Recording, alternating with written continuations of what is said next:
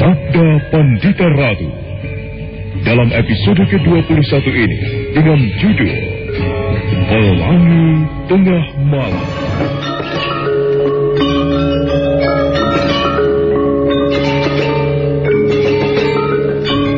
Prajurit Sandi yang mendapat perintah dari Senopati Diposari itu tidak mengalami kesulitan untuk mengikuti para Cigading dan Kiai Porosoro dari kejauhan.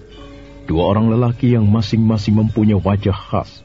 Para Cigading banyak memiliki bekas luka dan Kiai Porosoro berwajah seperti burung petet nampak memasuki sebuah rumah.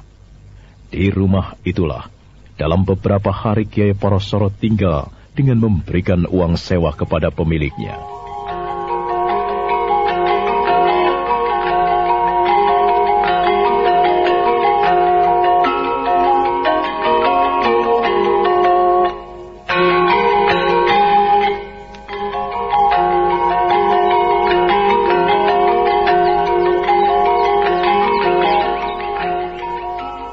Bagaimana?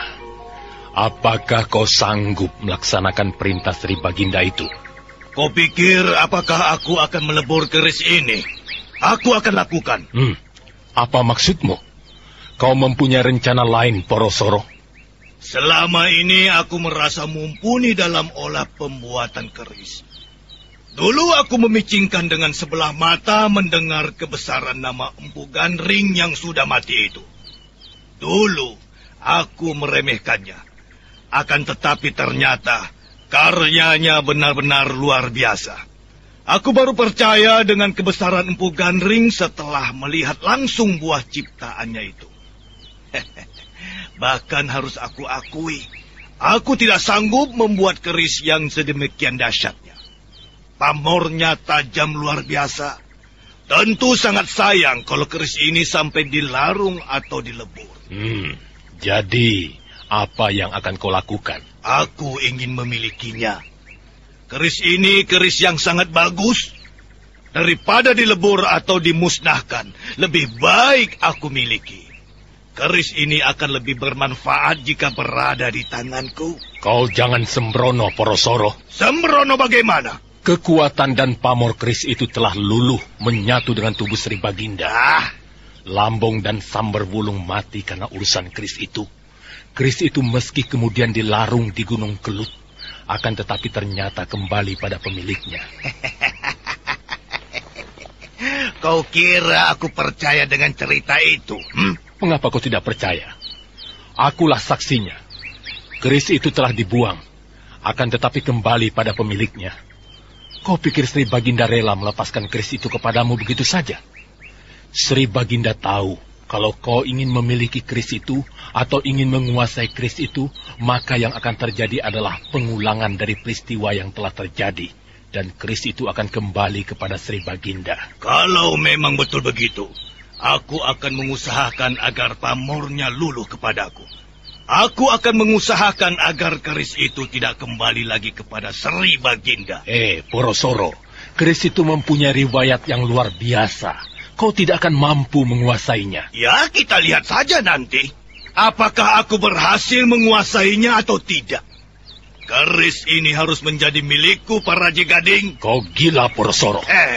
Kenapa? Aku mengundangmu ke Singasari bukan untuk itu. Aneh sekali kau, para Cigading. Aneh. Nampaknya kau ketakutan sekali terhadap Ken Arok itu. Apanya yang kau takutkan, ha?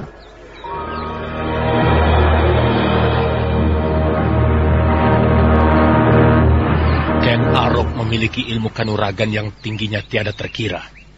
Jika ia memburuku, meski aku bersembunyi dimanapun, Sri Baginda itu tentu akan dapat menemukanku. Kau pernah mendengar kebesaran nama Kisah Balangit? Kenapa dengan Kisah Balangit? Orang yang pinunjul tanpa tanding seperti Kisah Balangit, orang itu bisa dikalahkan oleh Ken Arok. Apalagi kau, aku. Jadi kau benar-benar berkeinginan untuk melebur keris ini? Iya. Aneh sekali. Aku memang pernah berkeinginan seperti yang kau rasakan saat ini, Porosoro. Aku ingin menguasai keris itu. Tetapi kemudian aku berpikir, tentu akan sia-sia tidak ada gunanya. Kenapa? Kenapa? Pertama, karena keris itu tentu akan kembali pada pemiliknya. Keris itu telah dilarung ke Gunung Kelut, namun ternyata kembali kepada Sri Baginda. Dan aku pikir, meski aku bisa menguasainya, keris itu pasti akan kembali pada pemiliknya. Demikian juga dengan saat ini.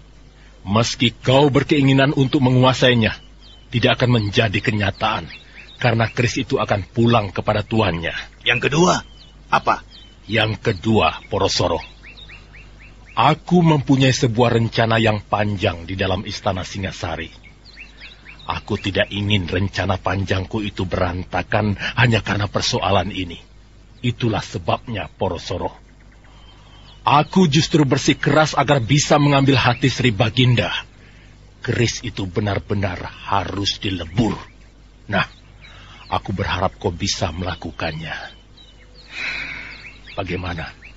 Sebenarnya sungguh sayang kalau keris yang sedahsyat ini harus dilebur. Lakukan itu, Porosoro. Jangan menyimpang dari rencana. Baiklah, baik.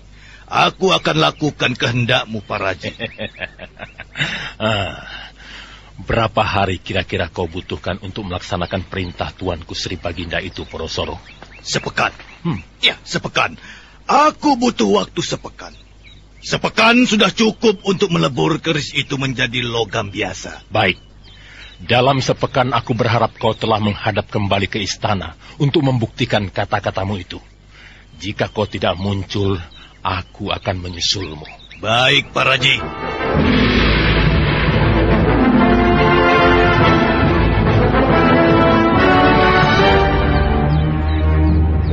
Kau berhasil mengetahui di mana orang yang membawa bungkusan kain putih itu berada?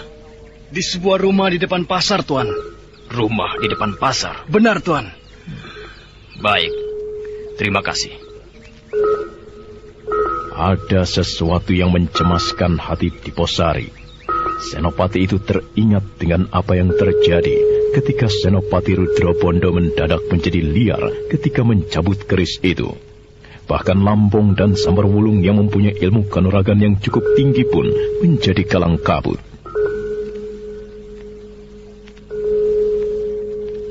Sedemikian besar keinginan Sri Baginda untuk melenyapkan keris itu.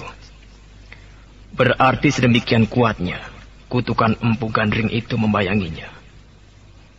Semakin menumbuhkan rasa penasaran kepadaku. Ada apanya di dalam kutukan itu? Ya, bisa aku pastikan. Kepada orang yang membawa bungkusan lawe yang pasti berisi keris itu, Sri Baginda meminta bantuan untuk memusnahkannya.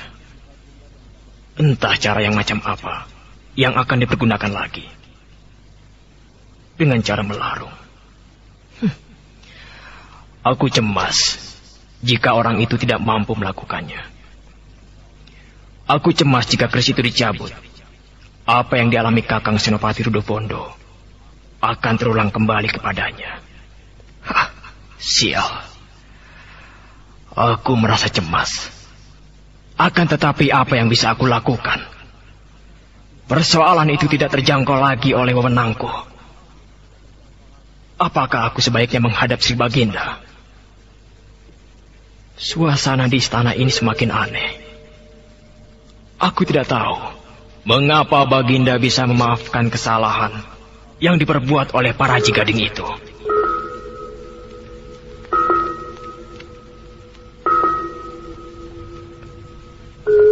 Senopati Diposari yang merasa gelisah itu kemudian hanya duduk termenung di dekat patung batu berwujud gajah duduk yang terletak di samping kanan halaman istana Singasari. Senopati Diposari membayangkan dengan rasa penuh cemas bagaimana orang yang membawa keris Empu Gandring itu kehilangan kendali dan bisa membunuh siapapun.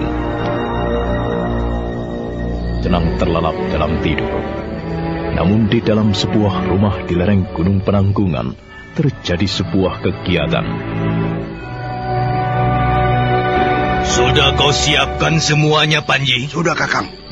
Perapian, air, landasan pandai. Sudah aku siapkan semuanya. Bagus, bagus. Kita akan mulai pekerjaan ini. Sebuah pekerjaan yang lain daripada yang lain. Kita akan mendapatkan upah yang sangat tinggi dari orang yang menyuruhku jika kita berhasil melaksanakan tugas kita.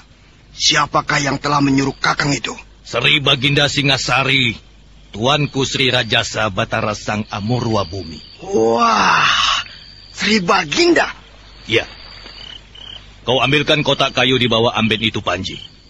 Baik, Kakang Porosoro. Sebuah kotak kayu dikeluarkan dari bawah amben. Kotak kayu itu kemudian dibuka. Terlihatlah di dalam kotak kayu itu biji logam yang masih belum berbentuk. Bongkahan logam itu kemudian diangkat dan dibawa ke ruang lain. Ruang di mana di sana terdapat dapur perapian. Apa yang akan kau lakukan dengan bongkahan logam ini, Kakang? Kau tahu riwayat logam ini? Bukankah Kakang pernah menceritakannya? Coba kau ceritakan kembali kepadaku, Panji. Kakang dulu pernah bercerita. Ada lintang alian yang melesat di langit. Jatuh di hutan yang kemudian menyebabkan daun-daun kering serta pepohonan terbakar. Itu yang Kakang ceritakan kepadaku. Iya. Bongkahan itu memang berasal dari langit. Mungkin dewa menjatuhkannya karena rasa sayangnya kepadaku. Bongkahan logam yang aku temukan di kaki Pananggungan, yang kemudian menyebabkan aku tinggal di sini sampai sekarang ini, adalah logam yang luar biasa, yang tidak ternilai harganya. Aku ingin membandingkan kedua keris ini. Aku ingin melihat apa ada kemiripannya. Nyalakan perapian, Panji. Baik, Kakang.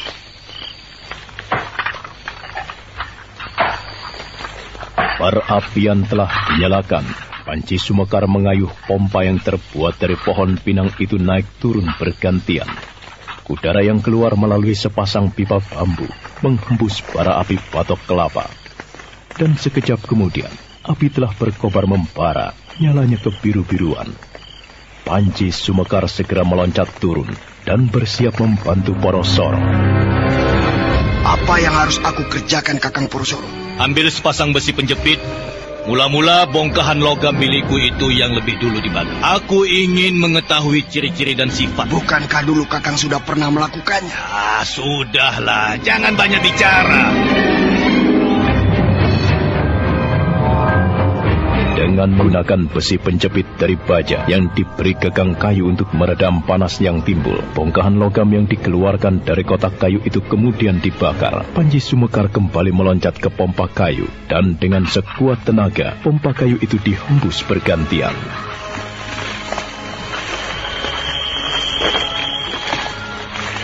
Sudah, Kakang. Belum, lanjutkan terus. Baik. Cukup, Panji Sumekar. Nah, kau lihat, warna api yang semula biru telah berubah menjadi merah ke kuning-kuningan. Bongkahan logam ini merupakan bibit senjata yang ganas. Bagaimana dengan keris itu, Kakang? Porosoro tidak menjawab, tetapi perhatiannya tetap tertuju pada bongkahan logam yang dibakarnya. Pijar perapiannya menjadi kemerahan, nyaris mendekati warna darah. Porosoro mengangguk-anggukan kepala, dan sesungging senyum kemudian menghiasi sudut bibirnya. Mengapa keris sebagus ini harus dilebur, Kakang? Apakah kau merasa sayang kalau keris ini dilebur? Ya, sangat sayang, Kakang. Rautan semacam ini, aku bisa membuatnya, Panji Sumekar. Akan tetapi yang sulit didapat adalah bahannya. Logam yang dipergunakan benar-benar logam pilihan. Akan tetapi, mengapa harus dilebur? Karena perintah yang aku terima adalah keris ini harus dilebur. Yang memiliki keris ini tentu orang yang tolol, yang tidak tahu harga sebuah keris. Pertimbangkan sekali lagi, Kakang. Apakah dalam hati Kakang benar-benar berniat akan meleburnya? Jangan lupa bahwa yang kau sebut sebagai orang yang tolol itu adalah Sri Baginda Singasari, Panji Sumekar. Aku sempat bimbang, namun aku sekarang telah merasa mantap. Keris ini akan aku lebur. Naiklah dan lanjutkan memompa.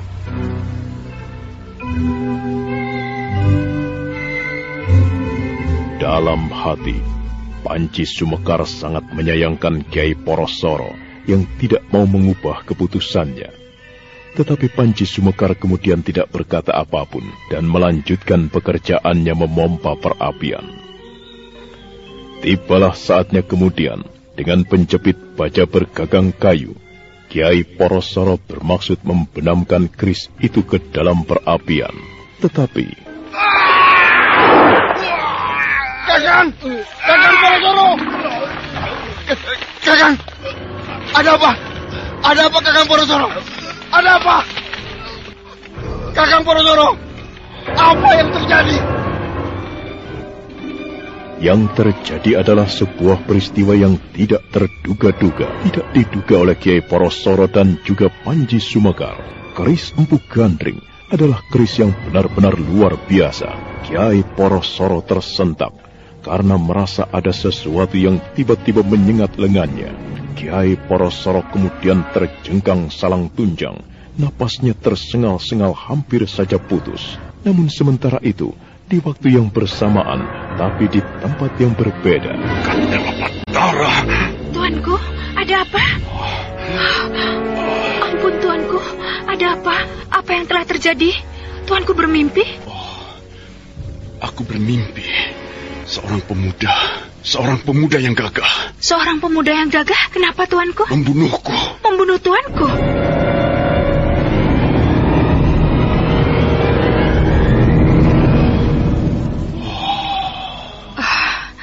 Cuma sekedar mimpi, Tuanku. Bukan kenyataan yang sebenarnya. Tuanku mencari sesuatu. Keris. Tuanku mencari apa? Aku mencari keris. Tidak ada keris, Tuanku. Hamba ingat, Tuanku tidak membawa keris. Apa makna mimpi itu? Seorang pemuda membenamkan keris di tangannya ke dadaku. Itu hanya sebuah mimpi, Tuanku. Mimpi itu kembang orang yang sedang tidur. Aku akan ke gedung pusaka. Tuanku, ada apa? Ken Umang dibayangi oleh tanda tanya melihat apa yang dilakukan oleh suaminya yang dirasakan sangat aneh. Dengan tergesa-gesa Ken Arok melangkah menuju ke gedung perbendaharaan pusaka. Prajurit jaga gedung pusaka yang terkantuk-kantuk jadi terkejut. Siapa itu? Oh, aku. Ampun Tuanku, hamba mohon ampun Tuanku. Buka pintunya. Hamba Tuanku. Keris sial itu telah kembali.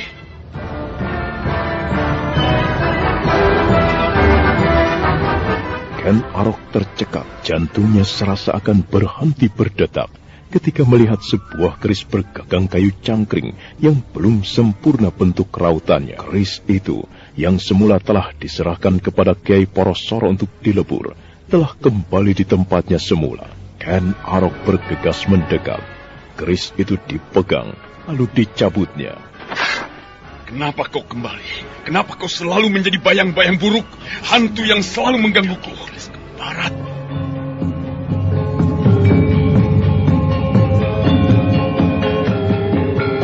Ken Arok memperhatikan keris itu dengan seksama. Untuk beberapa saat lamanya, keris itu kemudian dimasukkan kembali ke dalam warangkanya. Dan Ken Arok bergegas keluar. Prajurit, Hamba Tuanku. panggil para Jigading di barak perawat kuda.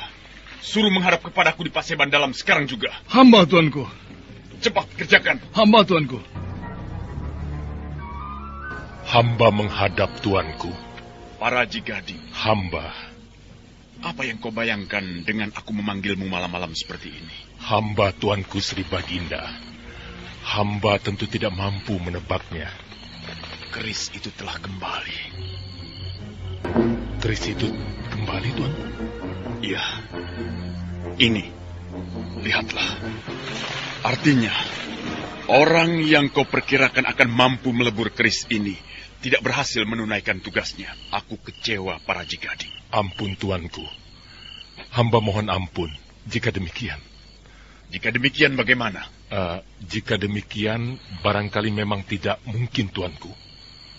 Dengan demikian, nasibmu memang buruk, para Jigading. Hukuman atas kesalahan yang pernah kau lakukan dengan berani merampok Diposari dan Rudro Bondo yang mengemban amanatku, itu tetap berlaku. Rupanya kau harus mati, Paraji Gading.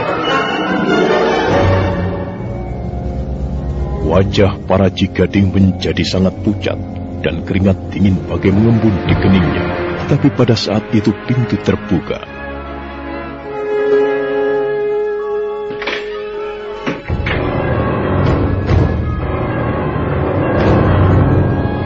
Apa kesalahan yang telah diperbuat Paman Paraji, Tuanku?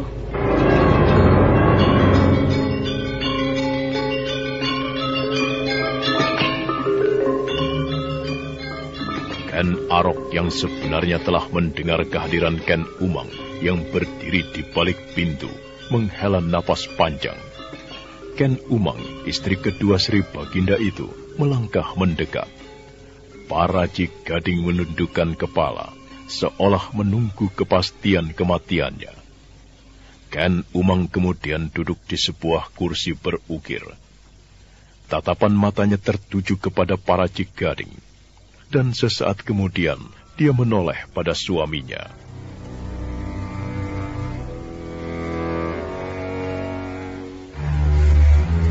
Apa yang telah diperbuat oleh Paman Paraji, Tuanku? Aku tidak tahu. Bagaimana mungkin kau bisa mempunyai seorang paman yang berhati culas seperti itu, Ken Umang? Ampun, Tuanku Sri Baginda. Hamba ingin mengetahui apa yang telah dilakukan oleh Paman Paraji Gading. Aku telah memerintahkan kepada Senopati Diposari dan Rudro Bondo mendaki Gunung Kelut untuk membuang keris Empu Gandring. Nah, kau yang kemudian bercerita kepada pamanmu ini, bukan? Hamba, Tuanku. Jawab, Ken Umang. Kau telah membocorkan perintahku itu kepada pamanmu ini. Ampun, Tuanku Sri Baginda. Hamba merasa bersalah. Akan tetapi, hamba tidak mempunyai maksud apapun dengan menceritakan hal itu. Mulutmu terlampau panjang, Ken Umang. Paraji Gading kemudian memerintahkan kepada 2 orang anak buahnya yang bernama Lambong dan Sambur Wulung untuk merampok keris itu. Nah, kau tidak merasakan betapa pamanmu yang bernama Paraji Gading ini telah berani nyilani dadaku? Tuanku. Bagaimana? Hamba mohon izin untuk bertanya pada Paman Paraji. Bertanyalah. Paman Paraji, benarkah apa yang dikatakan oleh Sri Baginda? Jawablah, Paman. Hamba Tuan Putri. Yang dikatakan Sri Baginda benar. Hamba memang telah melakukannya. Sebuah kebodohan yang hamba telah perbuat. Hamba hilaf, Tuan Putri. Nah, kau sudah mendengar apa katanya, Ken Umang? Hamba telah mendengarnya, Tuanku. Paman Paraji Gading memang bersalah. Paman Paraji memang layak dihukum. Sebagaimana hamba juga layak dihukum. Hamba yang telah membocorkan tugas kedua senopati itu, hamba pantas mendapat hukuman, Tuanku.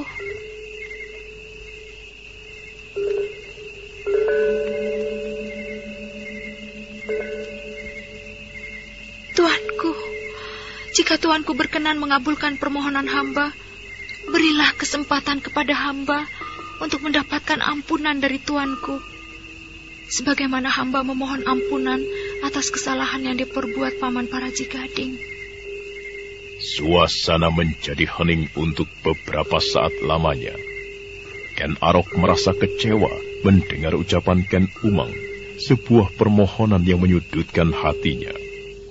Ken Arok memandang Paraji Gading yang menundukkan kepala dengan pandangan yang tidak senang. Namun beberapa saat kemudian, wajah tidak senang itu telah mereda. Bahkan Ken Arok kemudian mengangguk-anggukan kepala.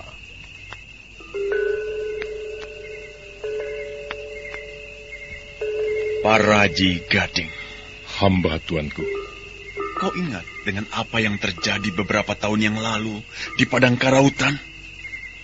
Ketika itu kau menjadi perampok kroco. Aku hampir saja membunuhmu. Akan tetapi itu tidak aku lakukan. Karena Kabeswara, murid keponakanmu, juga seorang gadis bernama Ken Siwi Narswari, yang juga murid keponakanmu, memintakan ampun untukmu. Sadarkah kau sekarang? Hal itu telah terulang kembali, Paraji Gading. Hamba, Tuanku. Lagi-lagi sekarang Ken Umang yang memintakan ampun untukmu. Betapa hina derajatmu, Paraji Gading. Derajatmu tidak lebih dari bau pesing kain pinjung yang sepekan tidak dicuci. Kau menerima kata-kataku itu? Hamba tuanku. Hamba menerimanya. Bagus. Sekarang juga pergilah. Aku perintahkan kau untuk mengetahui apa yang terjadi pada orang yang bernama Kiai Porosoro itu. Bunuh orang itu. Hamba tuanku. Kembalilah ke bilikmu. Aku akan nganglang. Hamba tuanku.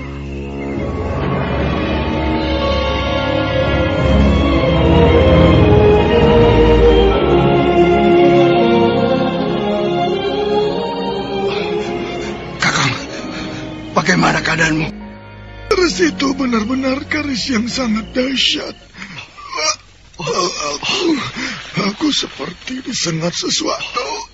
Bagaimana yang kau rasakan saat itu, Kakang? Seluruh tubuhku.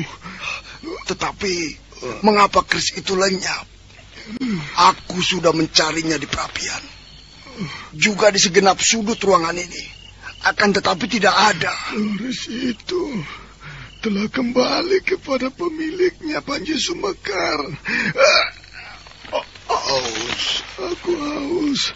Ambilkan aku minum. Baik, Kakang. Panji Sumekar bergegas meraih kendi yang berada di sebuah meja bambu. Air kendi itu dituang dalam bumbung bambu kecil dan akan diminumkan kepada Porosoro. Tetapi... Kenapa kau, Kakang? Kenapa? Kakang? Kau mati atau pingsan? Berdiri di halaman samping kiri istana.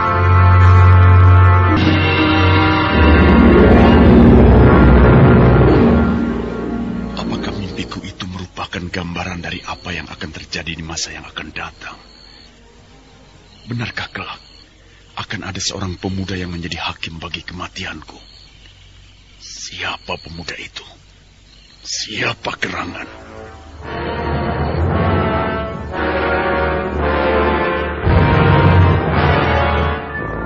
Pikiran Ken Arok terus menerawang, mencoba menjelajahi daerah yang tidak ada jawabnya. Ken Arok mengangguk-angguk, dan bagai bukan menjadi kehendaknya sendiri.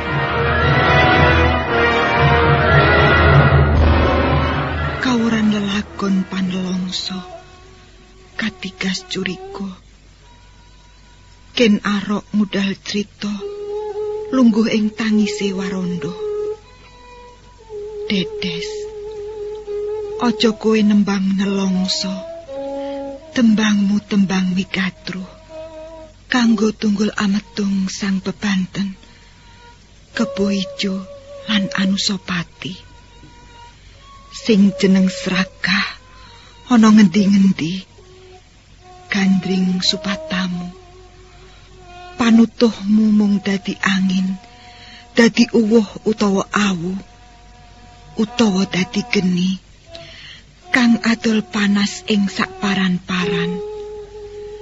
Gandring Supatamu agawe goreh lan ronge.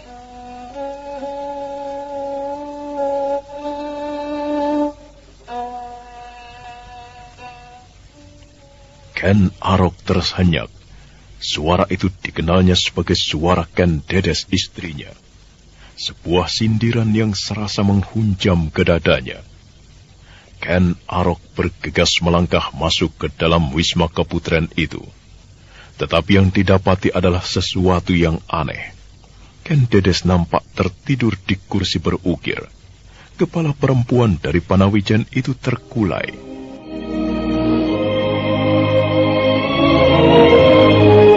Ken Dedes. Ken Dedes. Dedes tertidur. Aneh. Suara barusan adalah suaranya. Atau benar-benarkah Ken Dedes sedang tidur? Atau sebenarnya sedang berpura-pura?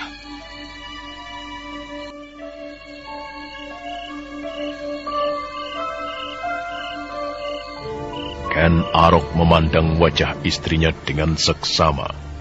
Napas Ken Dedes mengalir dengan tenang. Ken Arok semakin bingung. Dia benar-benar yakin bahwa istrinya sedang tidur.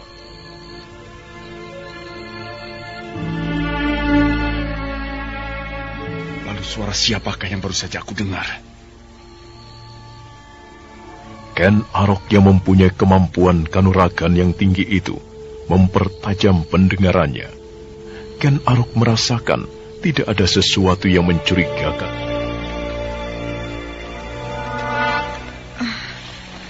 Tuanku. Ken Dedes, mengapa kau tidur di sini?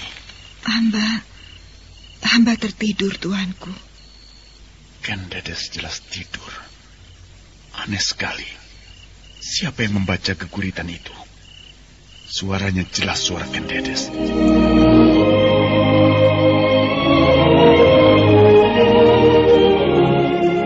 Kalau benar kau bermimpi, ceritakan kepadaku, Ken Dedes. Hamba, tuanku. Hamba bermimpi seolah-olah berada di halaman sebuah pagelaran. Sri Baginda dihadap oleh para kawula banyak sekali. Lalu hamba kemudian melihat tuanku menyerahkan panci-panci gula kelapa kepada salah seorang putra tuanku. Kepada siapa? Pada siapa aku menyerahkan bendera? Bendera itu berwarna gula kelapa. Tuanku menyerahkan bendera itu kepada salah seorang dari 2 orang putra tuanku. Mereka sudah remaja, bahkan memasuki dewasa.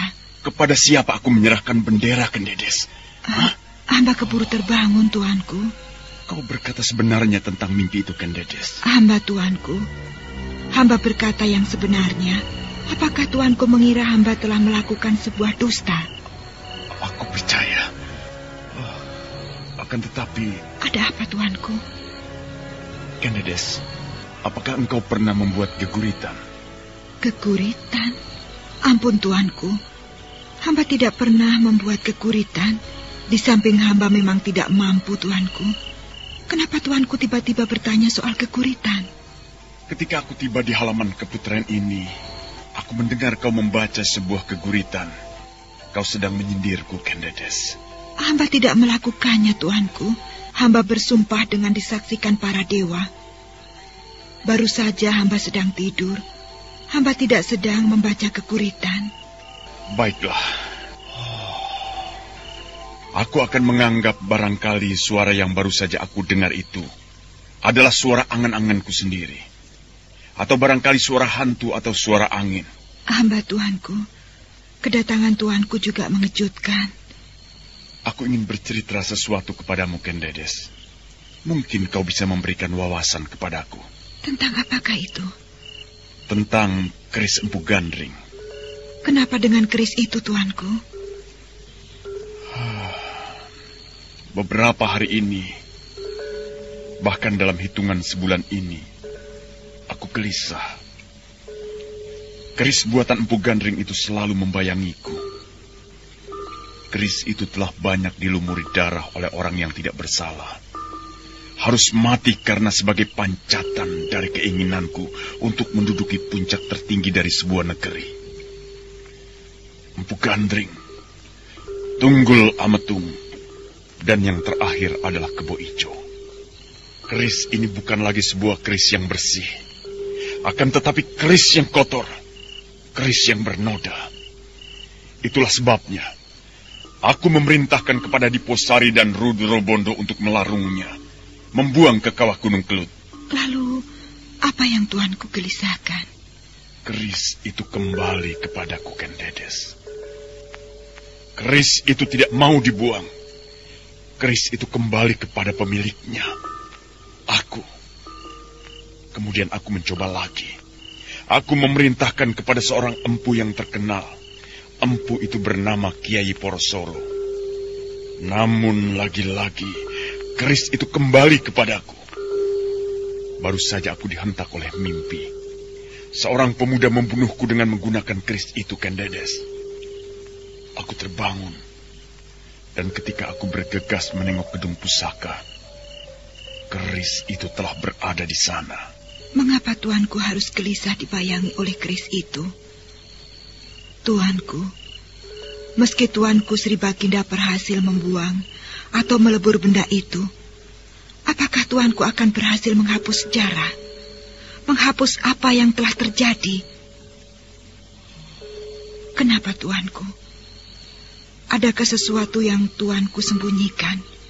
Dan tuanku keberatan untuk bercerita kepada hamba? Aku tidak menyembunyikan apa-apa, Kendedes. Jika demikian, mengapa tuanku harus memusingkan keris itu? Keris itu hanya sebuah benda. Biarkan saja ia berada di tempatnya, di dalam gedung perbendaharaan pusaka. Iya. Setelah 2 kali keris itu kembali, aku berpikir tidak ada gunanya mencoba lagi untuk yang ketiga atau keempat kalinya. Barangkali benar apa yang kau katakan, Kendedes. Dengan melenyapkan keris itu, aku tidak akan mampu mengubah sejarah.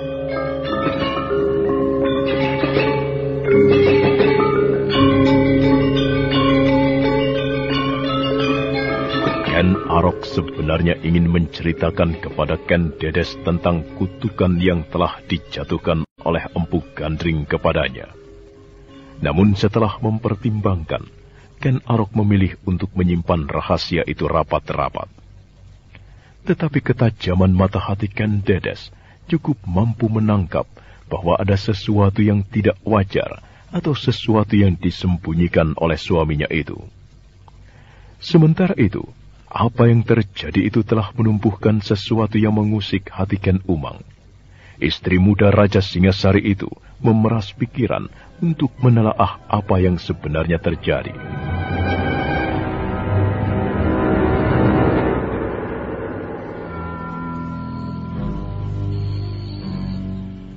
Sri Baginda sering menyebut-nyebut keris Empu Gandring itu keris pembawa sial. Sampai-sampai Tuanku Baginda memerintahkan kepada Senopati Diposari dan Senopati Rudrobondo untuk membuangnya ke kawah Gunung Kelut.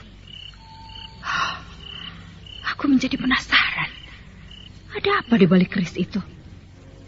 Aku akan berusaha mengorek keterangan itu dari Tuanku Baginda.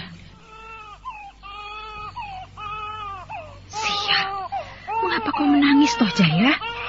Seharusnya kau jangan menangis. Kalau kau kasihan kepada ibumu, tenanglah. Jangan menangis. Mban! Mban! Mban!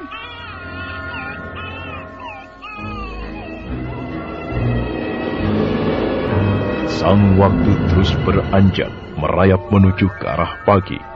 Kuda berwarna hitam itu berderap kencang ke utara, menuju ke kaki Gunung Penanggungan.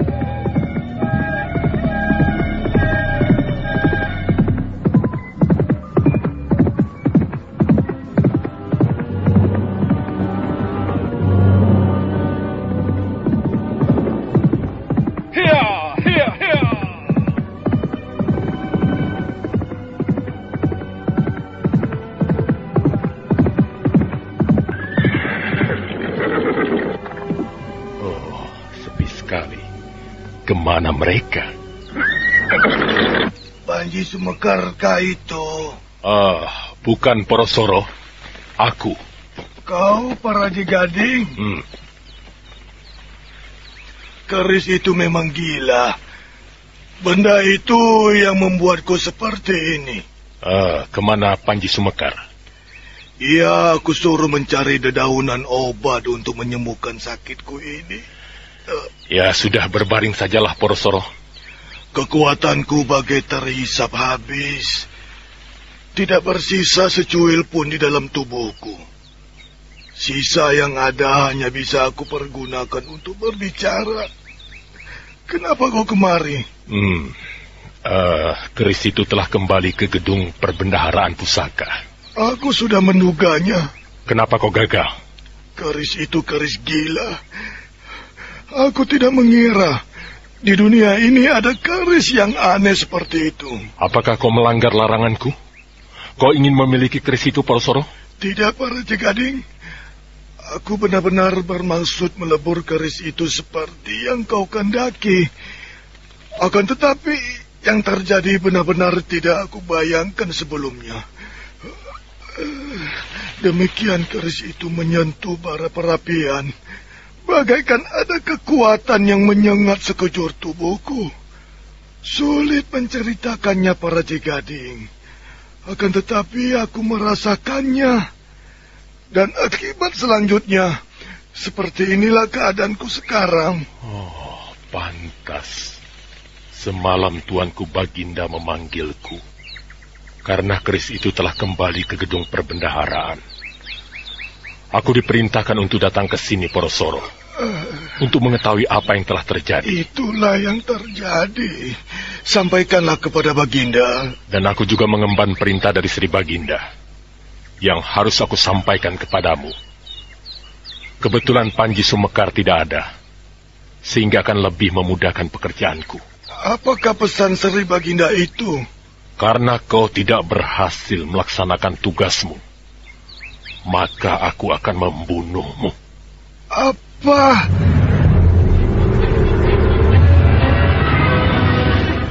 Aku harus membunuhmu, Porosoro. Nah, berkatalah, barangkali kau ingin mengucapkan beberapa buah pesan sebelum kematianmu tiba. Gila. Kau gila, Pak Raji Gading. Jangan mengumpat-umpat, Porosoro. Mengumpat adalah pekerjaan yang tidak baik menjelang kematian. Bedebah, sial kau Pak Raji Gading. Terkutuk kau kalau melakukan itu. Jangan lakukan itu padaku, Pak Raji Gading. Jangan lakukan itu kepadaku. Berilah aku kesempatan untuk hidup, Pak Raji Gading. Tolong, jangan bunuh aku. Maafkan aku, Porosoro. Kau harus mati.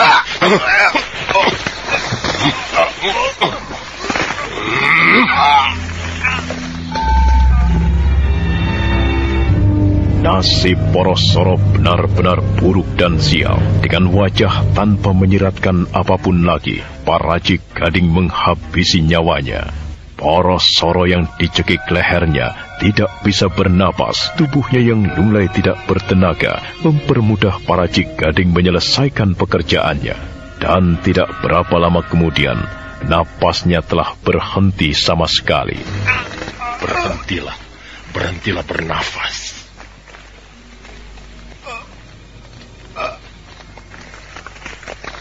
Matilah kau, Porosoro. Pergilah ke alam abadi, alam langgeng, dan mungkin di sana banyak orang yang akan memesan keris kepadamu.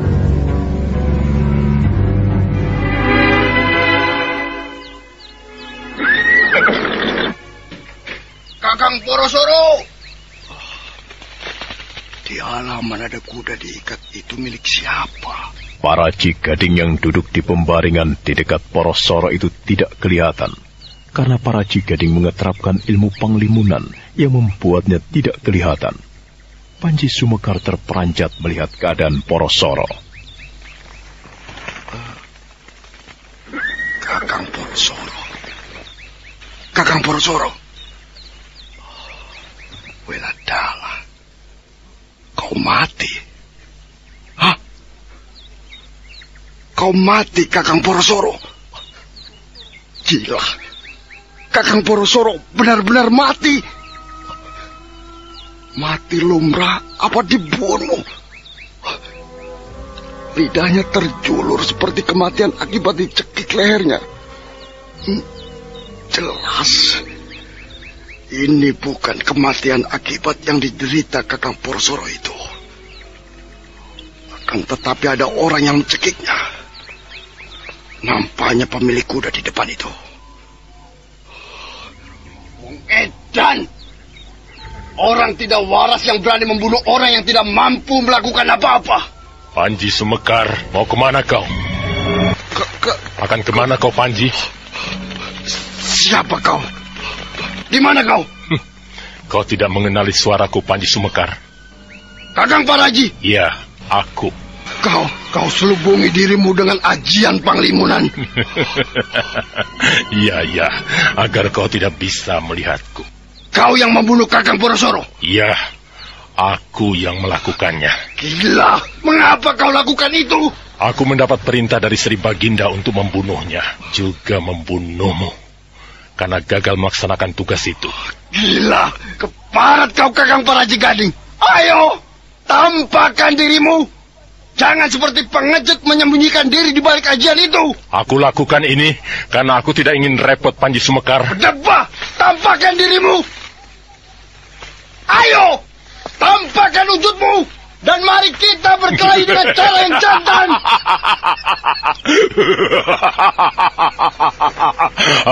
Aku tidak mau repot, Panji. Aku ingin segera mempercepat kematianmu. Nah, bersiaplah. Di mataku lucu sekali, Panji Sumekar, karena aku berada di belakangmu.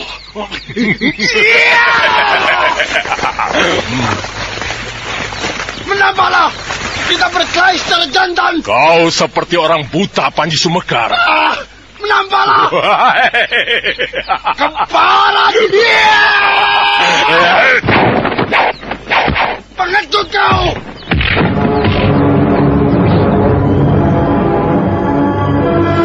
Pengecut. Menampalah. Demit. Iblis kau bangsat. Pengecut. Penebah. Sebaiknya kau membungkam mulutmu sendiri, Panji Sumekar. Nasib sial yang sama menimpa Panji Sumekar. Pedangnya sendiri yang terlepas seolah melayang dipegang oleh seseorang yang tidak nampak wujudnya. Dan sekali ayun, pedang itu telah amblas menancap ke dalam perutnya. Panji Sumekar mati dengan mata terbelalak. Pagi itu pula, para Cigading berpacu kembali ke Singasari, meninggalkan api yang berkobar menjilat-jilat, membakar rumah Porosoro yang terpencil di kaki Gunung Penanggungan. Rumah yang terbakar itu nampak dari arah lembah, menjadi percakapan para penduduk di sana. Dan ketika siang bergeser ke arah senja, para Cigading telah sampai di Singasari. Baginda Singasari yang merasa berkepentingan segera memanggilnya menghadap di ruang Sebo Dalam. Bagaimana para Cigading? Hamba telah membunuh mereka, tuanku. Mereka siapa saja? Porosoro dan Panji Sumekar, keduanya telah hamba bunuh. Ceritakan, apa yang terjadi dengan keris itu? Hamba, tuanku. Menurut pengakuan Porosoro, ia tidak bermaksud menyelewengkan perintah Sri Baginda dengan mencoba memiliki keris itu. Keris itu benar akan dileburnya. Namun demikian, keris itu menyentuh bara perapian. Keris itu gaib. Porosoro sendiri merasa bagaikan disengat oleh sesuatu yang kemudian membuatnya lumpuh, tidak mampu melakukan apa-apa, tuanku. Hanya itu? Hamba, tuanku.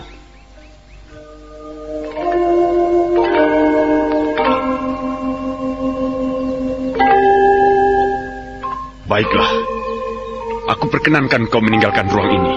Hamba, tuanku. Keris sial. Keris itu bisa membuatku menjadi gila. Lalu apakah yang sebaiknya aku lakukan? Aku tidak mau dibayang-bayangi oleh kutukan sial itu. Apa yang harus aku lakukan?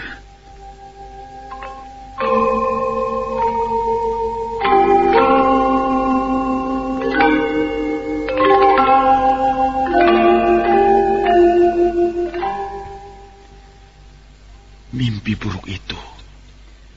Seorang pemuda menggenggam keris.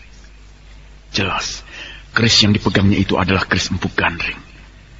Pemuda itu menikamku. Perutku robek. Ususku keluar. Dan aku tentu mati.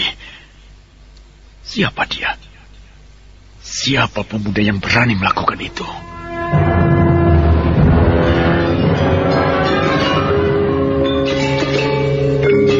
Cerita yang dipaparkan oleh para Cigading itu semakin membuka mata Ken Arok atas sesuatu yang tidak bisa dianggap remeh pada keris Empu Gandring. Ken Arok menjadi semakin gelisah. Bayang-bayang buruk di belakang keris itu menjadi mimpi abadi yang mengganjal dadanya, menyeruak mengharu birukan pikirannya.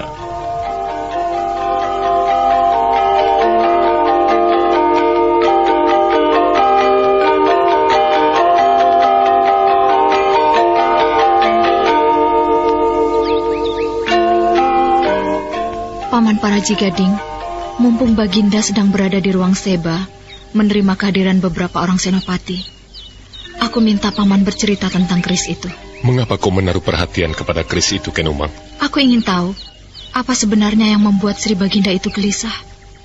Aku tahu, Paman pasti mengetahuinya. Dugaanmu salah, Ken Umang. Aku tidak tahu. Yang aku tahu hanyalah Sri Baginda berusaha melenyapkan keris itu. Pertama dengan membuangnya di puncak Gunung Kelut, dan gagal. Yang kedua, dengan meleburnya, tetapi Kiai Porosoro tidak berhasil. Keris itu kembali kepada tuannya. Aku telah menunaikan tugas yang diberikan kepadaku. Kiai Porosoro dan Panji Sumekar telah aku bunuh. Aku ingat sekali saat itu, Paman Paraji. Ganter sedang berada di ambang peperangan melawan Kediri. Aku dan Kebo Ijo diajak oleh Sri Baginda ke suatu tempat yang aku lupa namanya untuk mengambil keris pesanannya. Empu yang membuat keris itu disebut-sebut Sri Baginda bernama Empu Gandring. Lalu? Itulah, aku jadi bertanya-tanya, kenapa dengan Baginda? Kalau kau ingin mengetahuinya, kau istrinya, Ken Umang. Kau tentu lebih tahu bagaimana caranya daripada aku. Ya, baiklah. Aku akan menanyakan hal itu kepada Sri Baginda.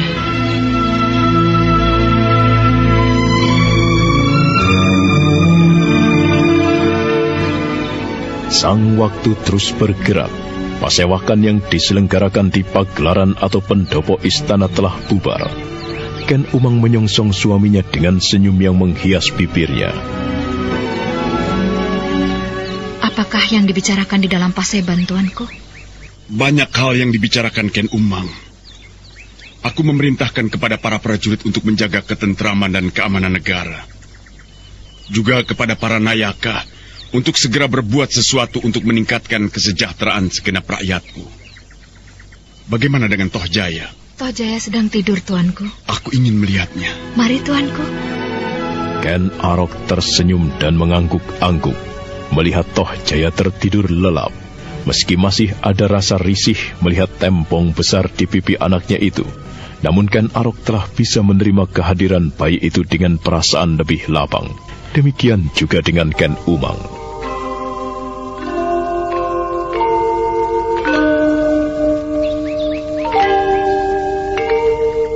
Tuanku.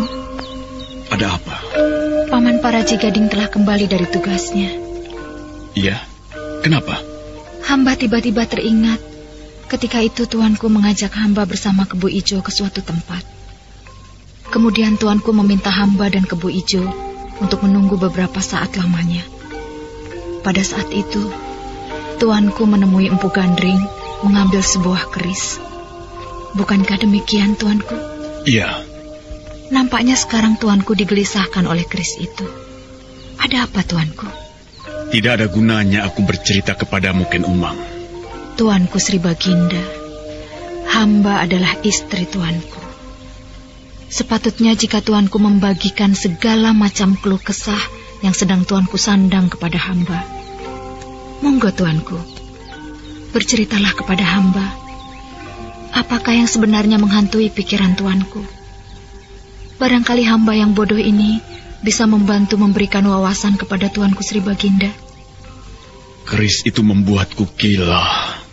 Hamba mengetahui hal itu, tuanku. Akan tetapi mengapa? Kutukan. Kutukan itu yang selalu menghantuiku, Ken Umang. Aku berusaha menghindarinya dengan memerintahkan kepada Dipusari dan Rudrobondo untuk melarungnya. Akan tetapi apa yang terjadi? Keris itu kembali kepadaku. Aku mencobanya sekali lagi. Aku perintahkan kepada pamanmu Paraja Gading itu. Orang bernama Porosoro kemudian disodorkan kepadaku. Porosoro itu ternyata juga tidak bisa. Keris itu kembali kepadaku. Keris itu menjadi bayang-bayang kutukan yang selalu mengikuti aku. Kemanapun aku pergi. Hamba masih belum jelas mengenai kutukan itu, tuanku. Dengar, Ken Umang. Saat itu aku membunuh Empu Gandring karena terlampau lamban menyelesaikan keris itu. Empu Gandring tidak terima dengan apa yang terjadi. Ia menjatuhkan kutukan kepadaku. Akan ada 7 orang berikutnya yang mati akibat keris itu, termasuk aku dan anak turunku. Kau sudah mendengarnya, Ken Umang.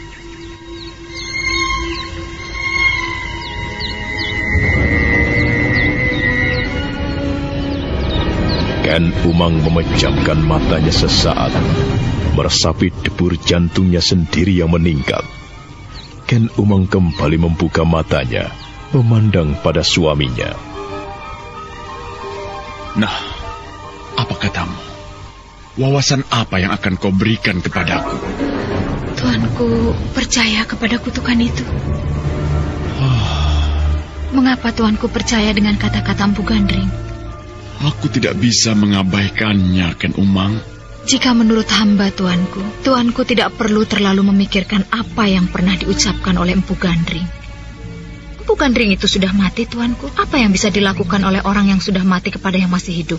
Lagi pula menurut hamba, yang berhak menentukan kematian itu bukan Empu Gandring, bukan keris buatannya. Mengapa Tuanku memikirkannya? Pendapatmu mungkin benar, Ken Umang. Akan tetapi kau tidak merasakan apa yang aku rasakan. Apakah yang Tuanku rasakan? Aku bisa merasakan bahwa kekuatan kutukan itu ada. Aku tidak bisa mengabaikannya. Kau lihat keris itu. Aku sudah memerintahkan untuk membuangnya, agar keris itu tidak akan dipergunakan orang untuk membunuhku. Tetapi apakah yang kemudian terjadi? Keris itu kembali. Aku perintahkan Porosoro untuk meleburnya. Keris itu juga kembali. Apa menurutmu itu bukan bukti? Aku bisa merasakannya, Ken Umang. Bayang-bayang kutukan itu selalu mengikutiku. Ia muncul sebagai Empu Gandring. Ia muncul sebagai Tunggul Ametung. Ia muncul pula sebagai Kebo Ijo yang menghujatku. Dan mimpi yang paling mengerikan adalah mimpi itu. Seorang pemuda tampan. Ia menggenggam keris Empu Gandring, menikamku hingga ususku terburai. Sekali sentak ususku yang terburai itu pun putus. Racun pada keris itu sangat kuat. Luka kecil saja telah sanggup untuk membunuh, apalagi luka yang menyebabkan perut terburai.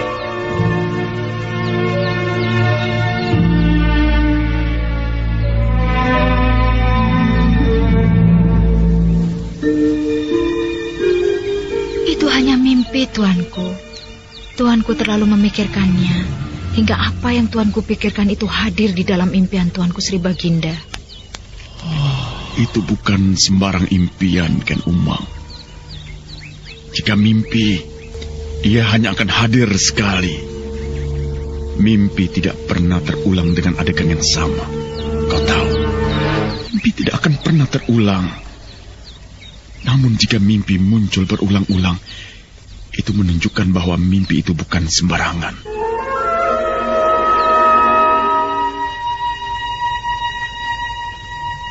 Pembicaraan itu meninggalkan kesan yang mendalam di hati Ken Umang.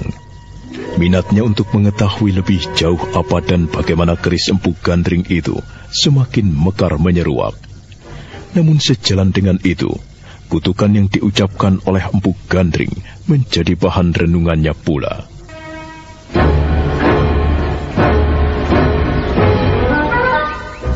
Tuanku, bagaimana? Jika kutukan itu benar, siapa saja yang akan menjadi korban, Tuanku? Pertanyaanmu aneh, Ken Umang. Bagaimana aku bisa mengetahui? Jika hamba diperkenankan, hamba mohon Tuan mengulang apa yang telah diucapkan oleh Empu Gandring itu.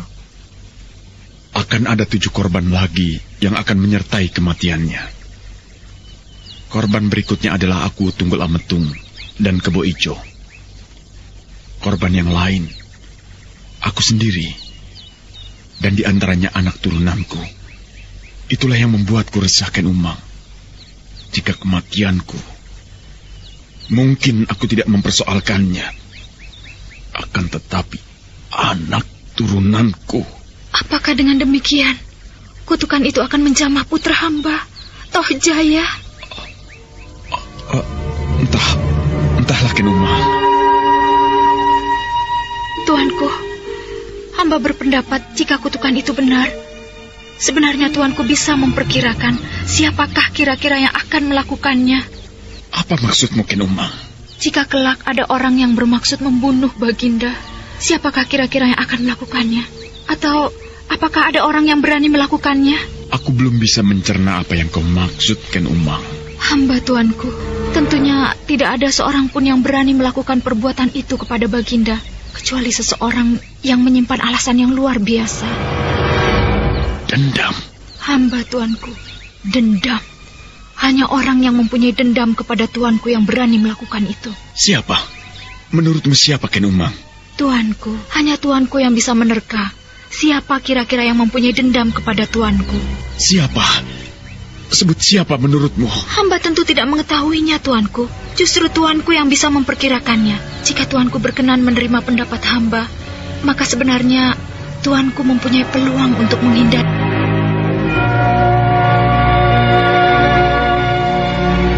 Betapa tajam lidah Ken Umang, dan Ken Arok langsung bisa mengikuti kemana arah pembicaraan istrinya itu. Empu Gandring membawa dendamnya ke gerbang kematiannya. Kebo Ijo membawa kesumat dendamnya bersama kematian sekaratnya. Tinggal Tunggul Ametunglah orangnya. Adakah anak Tunggul Ametung yang bernama Anusapati yang mempunyai peluang untuk membunuhnya? Sesuai kutukan Empu Gandring, berpikir akan hal itu, Ken Arok merasakan desir di dadanya. Hamba tuanku, hamba hanya mengatakan bagaimana perhitungan hamba. Hamba tidak bermaksud berprasangka kepada orang lain. Kau benar, Ken Umang. Iya, kau benar. Hanya orang yang mempunyai dendam kesumat kepadaku yang mempunyai peluang untuk melakukan itu. Tunggul Ametung itu yang kelak akan menjadi duri di dalam dagingku. Jika kata-kata hamba itu kelak menjadi kenyataan, betapa naifnya. Karena Anusapati itu justru telah tuanku angkat menjadi Pangeran Pati. Kemungkinan itu memang ada, Ken Umang. Akan tetapi aku tidak boleh gegabah mengambil kesimpulan begitu saja. Oh, aku akan merenungkannya. Barangkali tuanku bisa meminta bantuan kepada seseorang yang mempunyai kemampuan mengintip apa yang akan terjadi di masa yang akan datang. Atau orang yang mampu menafsirkan makna sebuah mimpi. Apa kau percaya orang yang mempunyai kemampuan semacam itu ada? Aku ingin tenang. Aku ingin melupakan semua itu. Kalau kau masih berminat untuk membicarakannya, Ken Umang, cobalah kau berbicara dengan dirimu sendiri. Sekarang aku ingin tidur.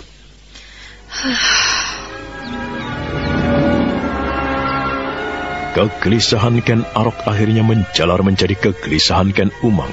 Istri kedua Sri Rajasa Batara Sang Amurwa Bumi itu membayangkan betapa kelak seseorang entah siapa akan menghunjamkan keris Empu Gandring kepada Toh Jaya, anak keturunannya. Meski Ken Umang pernah menyimpan rasa tidak senang melihat wujud anaknya yang memiliki sebuah tempong besar di pipinya itu, tetapi membayangkan anak itu kelak mati dihunjam keris, Ken Umang merasa tidak rela. Dalam pada itu, bukan kebiasaan Sri Rajasa yang tidak pernah tidur di siang hari.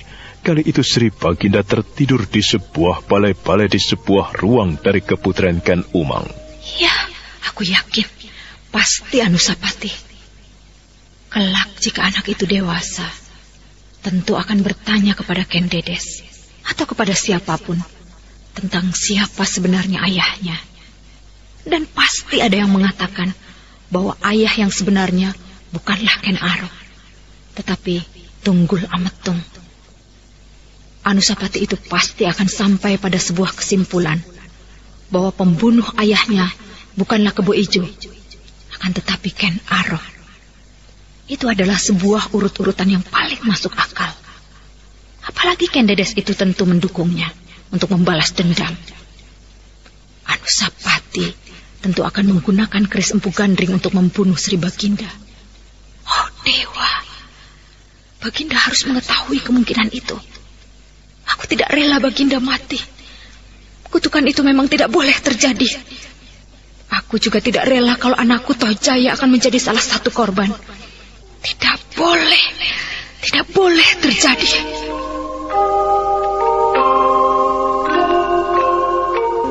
Kegelisahan Ken Umang semakin menjadi-jadi. Perempuan itu berjalan hilir mudik di dalam biliknya. Dari sekarang, aku harus berusaha mencegahnya, agar hal itu jangan sampai terjadi. Hal itu tidak boleh terjadi. Aku menjadi semakin yakin kalau Anusapati itu harus dilenyapkan. Bukan hanya karena ia menjadi sandungan anakku yang seharusnya diangkat menjadi Pangeran Pati. Akan tetapi juga menjadi sumber bahaya bagi Sri Baginda. Jika Sri Baginda membiarkan Anusapati itu hidup di dalam istana, maka itu sama halnya dengan memelihara anak macan. Jika besar, anak macan itu akan membunuh tuannya sendiri. Aku harus menemukan cara untuk mencegah agar jangan sampai hal itu terjadi. Keris Empu Gandring. Mengapa bukan keris itu yang harus dikuasai?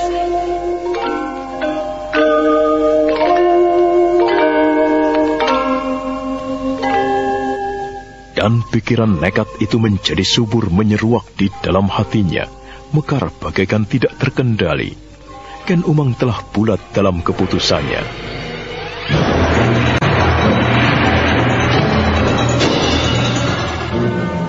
Aku harus menguasai keris itu. Aku harus menguasainya. Jika akan ada korban berikutnya, bukan Sri Baginda, bukan pula Toh Jaya, akan tetapi Anusapati, bahkan juga ibunya. Yang boleh memberikan keturunan kepada Sri Baginda hanya aku. Orang lain tidak boleh. Ken Dedes itu tidak boleh. Berjalan mendekati suaminya yang tidur lelap dengan berjingkat. Baginda sedang tidur.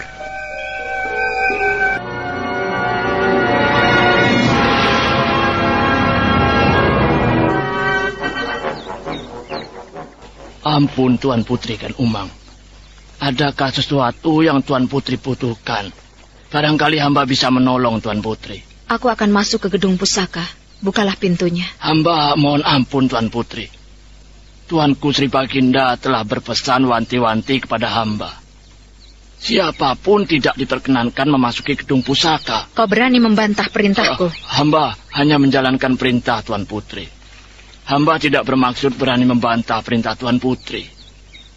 Tentunya Tuan Putri masih ingat beberapa hari yang lalu, ketika Tuan Putri memaksa untuk memasuki gedung pusaka, Sri Baginda memarahi kami. Keperluanku kali ini karena aku mendapat perintah dari Sri Baginda. Ayo, bukalah pintunya prajurit. Atau apakah kau tidak percaya kalau aku mendapat perintah dari Sri Baginda sendiri?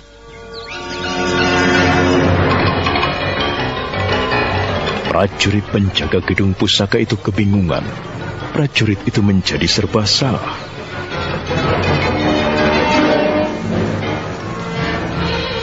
Bagaimana? Apakah kau tidak percaya kalau aku mendapat perintah dari Sri Baginda sendiri? Tuan Putri, hamba menjalankan tugas. Dibatasi oleh sebuah pogeran yang tidak bisa hamba langgar. Sebab hanya Sri Baginda yang berwenang masuk ke dalam gedung pusaka ini. Kau masih tidak percaya kalau aku diperintah Baginda? Hamba percaya Tuan Putri. Itulah sebabnya hamba mohon Tuan Putri berkenan untuk menunggu barang sejenak. Hamba akan menghadap kepada Sri Baginda untuk mendapatkan kepastian perintah itu. Gila. Kalau kau berani melakukan itu, berarti kau tidak mempercayai aku. Kau akan mendapatkan hukuman yang berat, prajurit. Justru karena itu, Tuanku. Hamba sadar. Hamba akan dihukum atau dimarahi oleh Sri Baginda. Namun hukuman itu tentu lebih ringan jika dibandingkan dengan kesalahan hamba berbuat keteledoran. Mohon Tuan Putri menunggu sebentar. Hamba akan menghadap Tuanku. Tidak bisa, prajurit. Kau tahu siapa aku ini, ha? Aku Ken Umang. Aku istri Sri Baginda Sri Rajasa Batara Sang Amurwa Bumi. Aku perintahkan kau membuka pintu gedung pusaka itu sekarang juga. Kerjakan, prajurit. Ayo, kerjakan.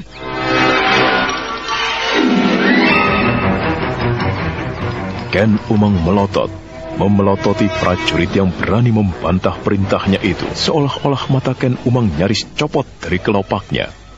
Prajurit penjaga gedung pusaka itu tidak punya pilihan lain. Dia terpaksa memenuhi perintah Ken Umang.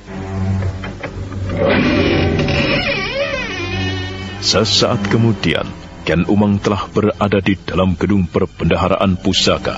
Prajurit yang merasa gelisah itu ikut masuk ke dalam untuk menjaga berbagai kemungkinan yang bisa terjadi.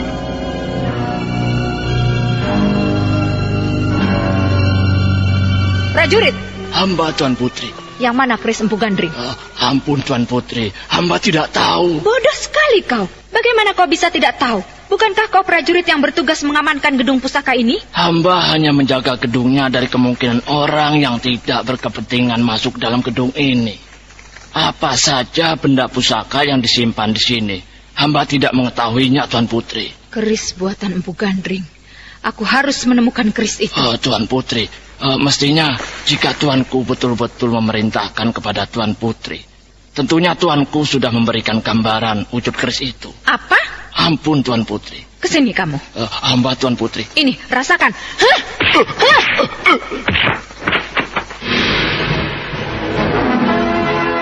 Itu untuk kelancanganmu masih mencurigai aku. Derajatmu apa? Kau berani berkata seperti itu kepadaku, ha? Kurang ajar kamu. Prajurit itu mengumpat dalam hati dan kemudian memilih untuk tidak berbicara apapun. Ken Umang berjalan berputar mengelilingi seluruh ruangan hingga kemudian perhatiannya tertuju pada sebuah bungkusan lawe putih. Ken Umang langsung mengenali bahwa di dalam bungkusan itulah keris Empu Gandring. Ini dia. Ini pasti keris Empu Gandring. Ken Umang telah menemukan apa yang dicarinya. Bungkusan lawe putih yang berisi keris itu segera dibukanya. Prajurit itu berdebar melihat Ken Umang telah memegang sebuah keris yang mendebarkan. Prajurit itu tahu persis bahwa oleh keris itulah Tunggul Ametung menemui ajalnya. Oleh keris itu pula lah Kebo Ijo mati. Berdenyut jantung prajurit itu ketika Ken Umang mencabut keris itu dari warangkanya. Menilik wujudmu, kau memang keris yang mengerikan. Baumu anyir sekali. Bau darah. Mengapa benda seperti kau begitu kuat mempengaruhi Sri Baginda, sampai-sampai terbawa ke dalam mimpinya? Benda bisu. Kalau kau bisa menjawab, menjawablah. Ken Umang memperhatikan keris itu dengan lebih seksama. Ken Umang tidak menyadari bahwa sebuah pengaruh yang jahat sedang mempengaruhinya. Pikiran Ken Umang bukan lagi sebuah pikiran yang terkendali. Aku tidak akan membiarkan keris ini membunuh anakku Toh Jaya. Aku tidak akan membiarkan keris ini menikam suamiku Ken Arok. Yang berhak terbunuh oleh benda ini Ken Dedes, perempuan setan itu. Ia harus mati. Ia tidak boleh melahirkan keturunan tuanku Sri Rajasa. Hanya aku yang berhak memberikan keturunan. Harus memberinya minum. Aku harus memberinya minum. Jangan khawatir, keris yang dahsyat. Aku akan mencarikan minum yang paling lezat untukmu.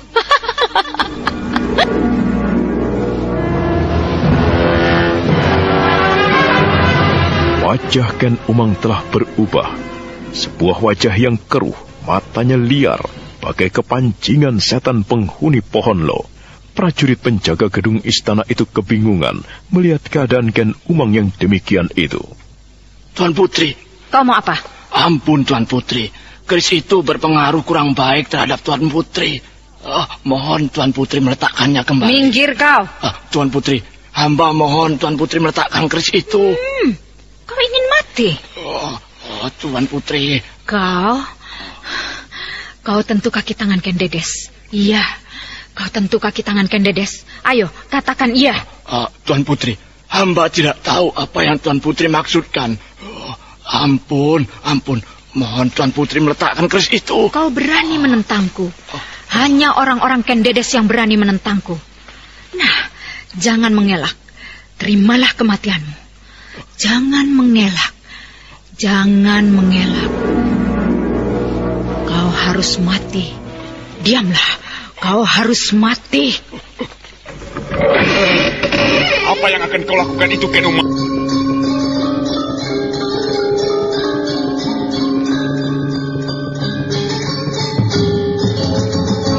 Ken Umang terperanjat.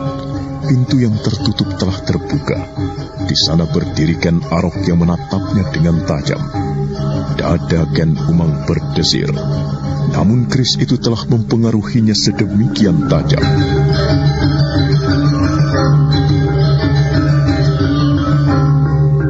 Apa yang akan kau lakukan itu, Ken Umang? Hamba harus membunuhnya, Tuanku. Kenapa? Apa salahnya? Prajurit ini abdi Ken Dedes, Tuanku. Ia pemuja Ken Dedes. Itu sebabnya hamba harus membunuhnya. Prajurit ini harus mati. Prajurit ini harus mati, Tuanku. Kau gila, Ken Umang. Letakkan keris itu. Tidak, Tuanku. Hamba harus membunuhnya. Prajurit ini harus mati di tangan hamba. Harus dibunuh, Tuanku. Letakkan keris itu, Ken Umang. Ayo, letakkan keris itu. Kau harus aku bunuh. Kau prajurit keparat. Kau harus kubunuh. Nah, terimalah kematianmu.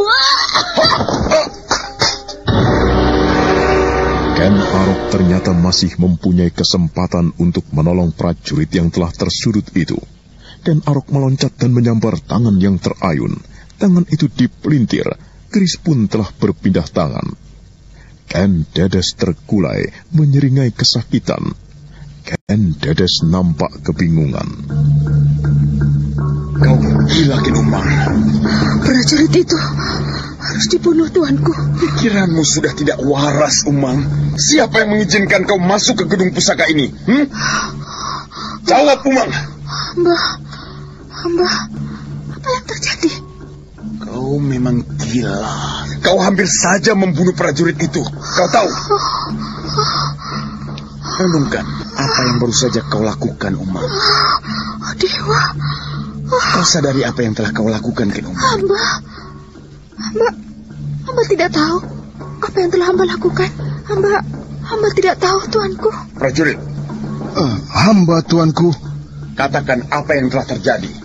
Hamba, Tuanku.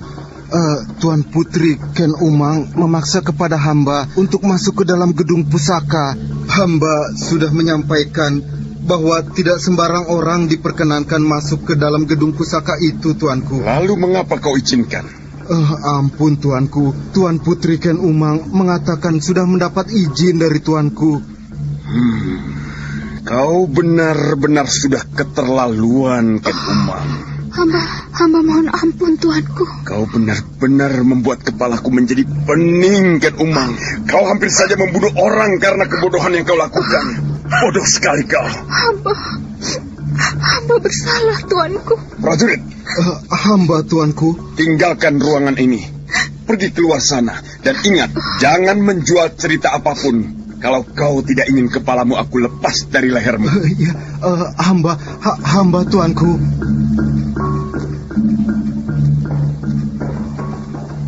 Dengan gugup dan sedikit tergopoh-gopoh, prajurit itu keluar dari gedung pusaka. Ken Arok memandangi ujung keris yang nyaris merenggut nyawa itu. Keris itu dimasukkannya ke dalam warangkanya, dan dengan tatapan mata tajam tak berkedip, Raja Singasari itu memandangi Ken Umang. Jalan pikiran macam apa yang berkecamuk di dalam kepalamu itu, sehingga kau nekat masuk ke dalam gedung pusaka ini, Ken Umang? Aku perintahkan untuk jangan menangis, Ken Umang. Aku perintahkan kau untuk menjawab pertanyaanku itu. Ayo, Ken Umang, cepat jawab. Kecemasan, Tuanku, telah menulari hamba. Apa maksudmu? Hamba cemas dengan nasib Tuanku. Hamba cemas pula dengan nasib Tohjaya, putra hamba. Lalu, mengapa kau berani masuk ke gedung pusaka ini? Pikiran atau pertimbangan apa yang mendorongmu melakukannya? Bagaimana, Ken Umang? Hamba, Tuanku. Hamba harus menolong Tuanku. Hamba bermaksud menguasai keris itu agar tidak menjadi bayang-bayang buruk bagi Tuanku. Berhasilkah kau? Kau merasa berhasil, Ken Umang? Yang kau dapatkan justru bukan kau yang berhasil menguasai keris itu. Akan tetapi keris itu yang menguasaimu. Kau meremehkan keris itu, Ken Umang. Sadarilah bahwa kau tidak mempunyai cukup kekuatan untuk menguasainya. Kau hampir saja membunuh prajurit penjaga gedung pusaka ini. Apa kesalahannya hingga kau bermaksud membunuhnya? Hamba hilaf, Tuanku. Aku benar-benar tidak senang dengan tingkahmu kali ini. Dengar, aku tidak senang.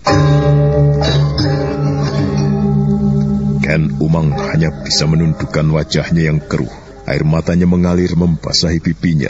Namun nampaknya Ken Arok benar-benar merasa jengkel dengan ulah Ken Umang. Terlihat dari wajahnya yang juga sangat keruh. Keris itu dibungkus kembali dengan lawe putih dan diletakkan pada sebuah pelangkan yang khusus dipersiapkan sebagai tempat untuk keris itu. Bukan apa yang telah aku katakan itu, Ken Umang. Bahwa aku benar-benar tidak suka dengan apa yang telah kau lakukan. Janganlah kau terlampau jauh mencampuri urusan. Sampai-sampai kau berani berbohong seolah-olah apa yang kau perbuat itu atas izinku. Meski kau istri seorang raja, akan tetapi perbuatanmu yang seperti ini benar-benar tidak bisa aku benarkan. Sekarang kembalilah ke keputren. Toh Jaya menangis karena haus. Tangis Toh Jaya itu yang tadi telah membangunkan tidurku. Bagai seekor kerbau yang dicocok hidungnya, Ken Umang memenuhi perintah Sri Baginda. Ada apa? Tidak ada apa-apa. Kalau aku tidak salah, bukankah Tuan Putri baru saja melototi kamu? Apa iya? Aku yakin, aku berani bertaruh potong kelingking tanganku ini bahwa Tuan Putri Ken Umang tadi memelototimu. Mungkin kau salah lihat. Tidak, aku yakin. Aku tidak salah lihat. Ada apa? Ayo katakan saja. Nasibku saja yang sedang sial hari ini. Sial? Sial kenapa? Wajahmu pucat sekali. Tubuhmu berkeringat.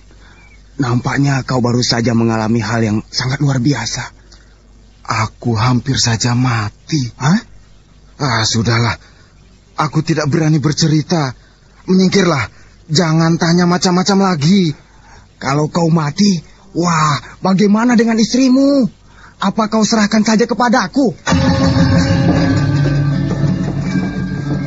Di dalam gedung pusaka, Ken Arok masih tetap berdiri bagaikan patung batu. Raja Singasari itu tidak melakukan apapun. Dengan sikapnya yang demikian itu, Ken Arok membiarkan pikirannya melayang-layang, menjelajah berbagai batas ruang dan waktu. Seperti orang bersemedi, bahkan matanya pun kemudian terpejam. Wahai dewa, jika kau pastikan aku terpilih menjadi raja menggelar kekuasaan di bumi Jawa Dwipa ini, berilah petunjuk kepadaku apa yang harus aku lakukan. Apa yang harus aku perbuat untuk menghindari kutuk yang telah diucapkan Empu Gandring? Tunjukkan bagaimana caranya menyingkirkan bayang-bayang buruk dari keris Empu Gandring itu.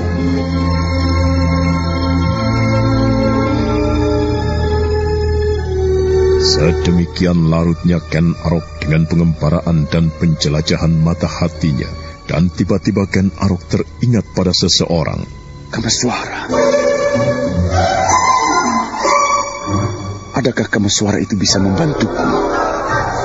Iya, hanya Kameswara yang mungkin bisa membantuku. Tapi di mana dia?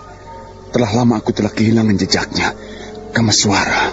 Dan ingatan Ken Arok tertuju pada sebuah peristiwa di pesisir Paralingga.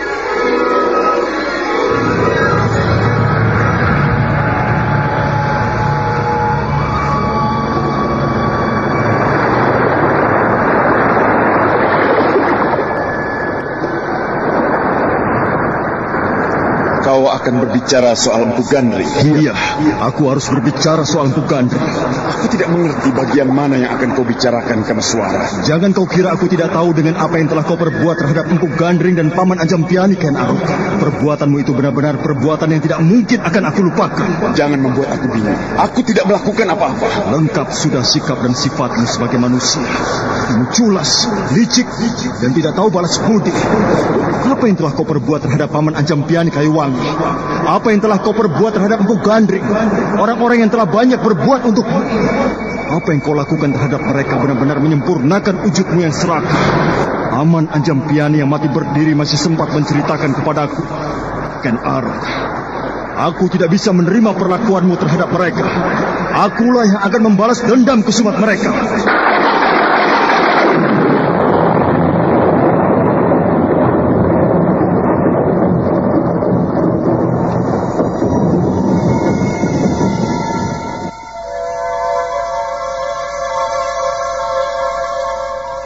Suatu hal yang tidak mungkin. Kameswara tentu tidak akan mau melakukannya. Oh, jagat Dewa Batara. Bagaimana caranya aku melepaskan diri dari jeratan yang memuakkan ini? Ken Arok semakin larut dalam kesendiriannya, hingga tiba-tiba dia tersentak. Ingatannya pada sebuah tempat telah menumbuhkan gagasan pada dirinya. Oh, padang karautan. Iya, padang karautan. Nah, bagaimana kelanjutan dari kisah ini? Apa yang akan dilakukan oleh Ken Arok di padang karautan? Dan bagaimana ulah keris Empu Gandring itu menjadi bayang-bayang buruk Ken Arok? Saudara pendengar, untuk mengetahui jawabannya, ikutilah kelanjutan kisah ini dalam seri berikutnya. Sampai jumpa.